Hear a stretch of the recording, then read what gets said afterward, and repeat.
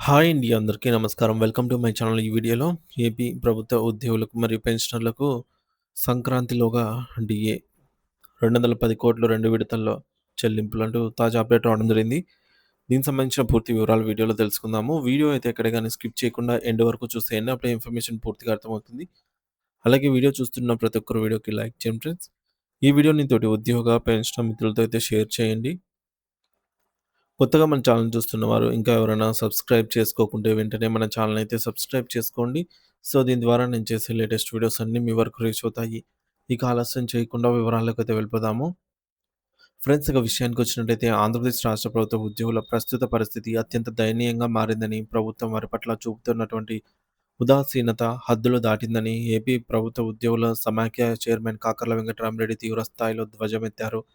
కడపలోని YSR memorial press club వేదికగా జరిగిన media సమావేశంలో ఆయన ప్రభుత్వంపై నిప్పులు చెరిగారు.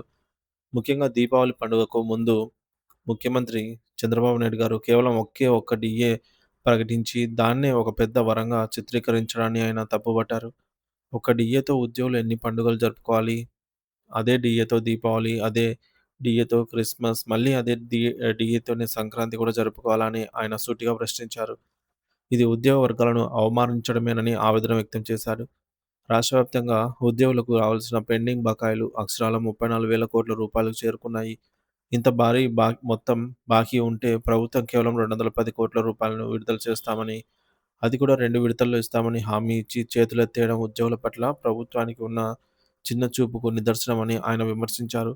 ముఖ్యంగా రక్షణ రంగంలో పనిచేసే పోలీసుల పరిస్థితి మరీ ఘోరంగా ఉందని, వారికి రావాల్సిన 6 సరెండర్ లీవ్‌లను పెండింగ్‌లో పెట్టిన ఘనత ఈ ప్రభుత్వానికే దక్కుతుందని ఎద్దేవా చేశారు. రాష్ట్ర చరిత్రలో ఎన్నడూ పోలీసులకు ఇన్ని సరెండర్ లీవ్‌లు పెండింగ్‌లో లేవని ఆయన గుర్తు చేశారు. జీతాల చెల్లింపుల విషయంలో కూడా ప్రభుత్వం తీవ్ర జాప్యం చేస్తోందని, నెలలో 11వ తేదీ వచ్చినా జీతాలు పడని శాఖలు ఎన్నో ఉన్నాయని ఆయన ఆందోళన వ్యక్తం చేశారు.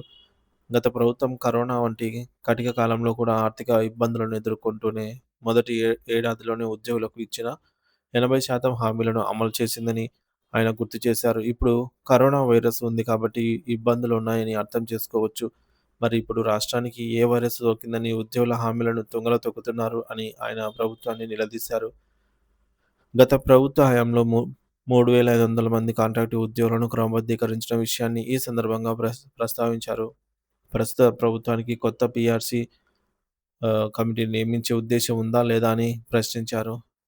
ఐఆర్ మరియు పెండింగ్‌లో ఉన్న డీఏల గురించి ఎటువంటి స్పష్టత లేకపోవడంతో ఉద్యోగులు ఆర్థికంగా కుంగిపోతున్నారని తెలిపారు. దీనికి తోడు ఉద్యోగుల ఆరోగ్య పరిరక్షణ పథకం ఈహెచ్ఎస్ అట్టడుగున ఉందని, కార్పొరేట్ ఆసుపత్రులు చికిత్స అందించడానికి నిరాకరిస్తున్నాయని వాపోయారు. మరోవైపు ఉద్యోగులపై పని ఒత్తిడి మరియు వేధింపులు రోజురోజుకు ఎక్కువవుతున్నాయని, ఉపాధ్యాయులపై యాప్ల భారం తగ్గించకపోగా 158 యాప్లను కలిపి ఒకే యాప్‌గా మార్చడం అనేది కేవలం కంటి తుడుపు చర్యేనని ఆయన మండిపడ్డారు. సంక్రాంతి పండుగలోపు ఉద్యోగుల సమస్యలన్నిటిని పరిష్కరించాలని, లేని పక్షంలో రాష్ట్ర వ్యాప్తంగా భారీ ఉద్యమానికి సిద్ధమవుతామని ఆయన హెచ్చరించారు. ఉద్యోగుల సహనాన్ని పరీక్షిస్తే ప్రభుత్వానికి పతనం తప్పదని ఆయన హెచ్చరికలు జారీ చేశారు. ఈ సమావేశంలో సమాఖ్య చైర్మన్ లెక్కల జమాల్ రెడ్డి, జిల్లా పెన్షనర్స్ అసోసియేషన్ అధ్యక్షుడు పురుషోత్తం రెడ్డి మరియు ప్రముఖ ఉద్యోగ సంఘాల నాయకులు నారాయణ రెడ్డి, రాఘవరెడ్డి, పల్లెం శివశేషాద్రి రెడ్డి, సుబ్బారెడ్డి తదితరులు పాల్గొని తమ మద్దతును ప్రకటించారు. ప్రభుత్వం ఇప్పటికైనా మొండి వైఖరిని వీడి ఉద్యోగుల న్యాయమైన కోరికలను తీర్చాలని వారు ముక్త కంఠంతో అయితే డిమాండ్ చేశారు.